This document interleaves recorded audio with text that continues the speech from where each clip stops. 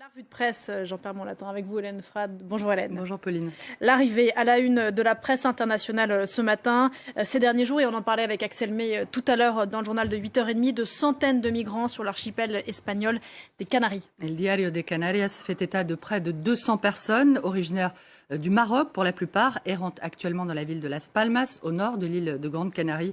Des migrants totalement livrés à eux-mêmes, sans eau ni nourriture et qui ne savent pas où aller depuis que la police les a fait quitter le camp d'urgence où ils s'étaient installés dans le sud de l'île.